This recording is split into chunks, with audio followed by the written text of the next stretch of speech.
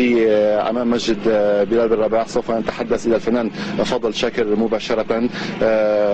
أستاذ فضل، يعني أول شيء هيك تعليقكم السريع على الأحداث التي حصلت بالأمس. أول شيء السلام عليكم. طبعا تم الاعتداء من قبل زعران نبيه بري وزعران حسن نصر الله على موظف عند خي شيخنا، واعتدوا عليه بالضرب، ولو ما هرب كانوا بده يقتلوه. فعلى أثرها تم الإشكال وتم إطلاق نار علينا من شقق حسن نصر الشيطان، وتم الاعتداء بالسلاح الثقيل بالهاونات وبالدوشكات، وما خلوا يعني بعشرة. فيكم تصوروا وتشوفوا طريقة إجرامهم وزعرنتهم. واعتدوا على الفيلا عندي، فاتوا على بيتي، على حرمة بيتي، سرقوا بقيمة $1,000,000 مجوهرات ومصاري وغراض، ربيدات ورنجات عم بتحمل، وعلى أعين مخابرات الجيش الشيعية. فلذلك أنا بحذرهم وبقول لهم كل واحد تابع بصيدا لحركة الزعران وحسن نصر الشيطان بصيدا صار هدف لإلي. بإذن الله حاخد حقي بإيدي.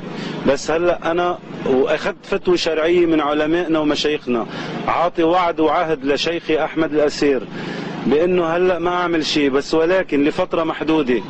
أي إنسان تابع لحركة أمل وحسن نصر الشيطان بصيدا هدف لإلنا. بإذن الله حناخد حقنا بإيدنا، لأنه ما في لا دولة ولا في قضاء ولا في شيء، عنا عايشين بغاب. بس أنتم يعني امبارحة يعني عفوا انتم يعني البارحه يعني ما قمتوا ايضا بقصف وقمتوا بقناصه، وانتم ضاربين للشخص من ال سوس، يمكن كما يقولون هن انه من 3 ايام وتكسير محله بعبره. هيدا ال سوس، هيدا اصلا سوس هو يعني مش حرزان.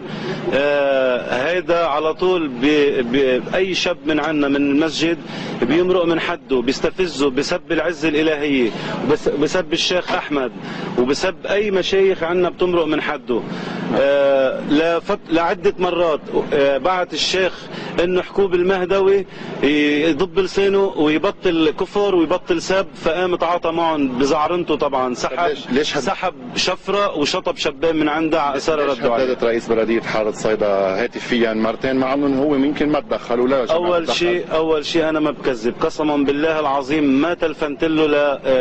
هذا مجرم اصلا، هذا زمان قاتل ابن عسيران معروف.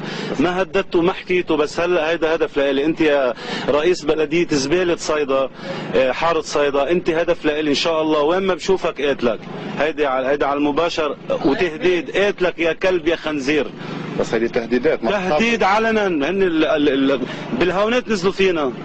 يعني الشيخ الأسير اليوم ملتزم التهدئة، والشيخ حسين كان عم نحن ملتزمين التهدئة، ولكن لفترة محدودة. وانتم ما بتخوفونا يا زعران. بإذن الله ان شاء الله حنواجهكم وحنطردكم من صيدا. هيدي صيدا لأولاد صيدا. شكرا لك.